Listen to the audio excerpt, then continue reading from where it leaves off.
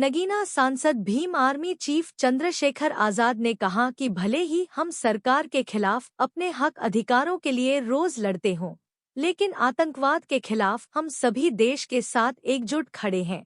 देश विरोधी ताकतें किसी गलतफहमी में न रहें। सुनिए भीम आर्मी चीफ चंद्रशेखर आजाद ने क्या कहा।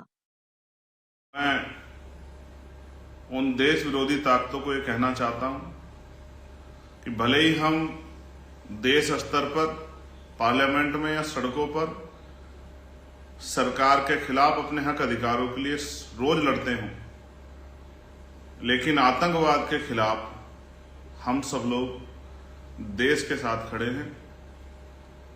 इस बात का भ्रम किसी को, देश विरोधी को नहीं होना चाहिए।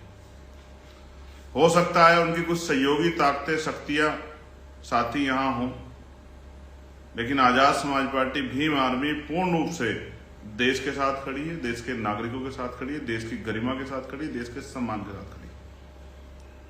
इसलिए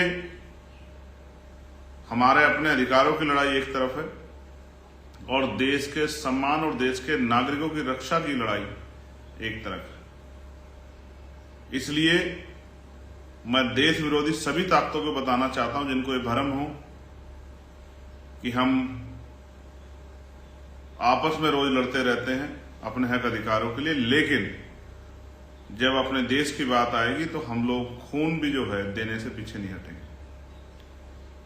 इसलिए मैं इंतजार कर रहा हूं कि सरकार किस तरह के और सख्त कदम उठा के आतंकवाद पर कड़ा रुख अपनाते हुए इस पर रोक लगाने का काम करेगी। मैं आदरणीय प्रधानमंत्री जी से भी, गृह मंत्री जी से भी, रक्षा मंत्री जी से भी ये मांग करता हूं कि ये देश में ये आखिरी आतंकवाद की घटना होनी चाहिए, इसके बाद कोई आतंकवाद की घटना ना हो। ये जिम्मेदारी सुनिश्चित करना आप लोगों का काम।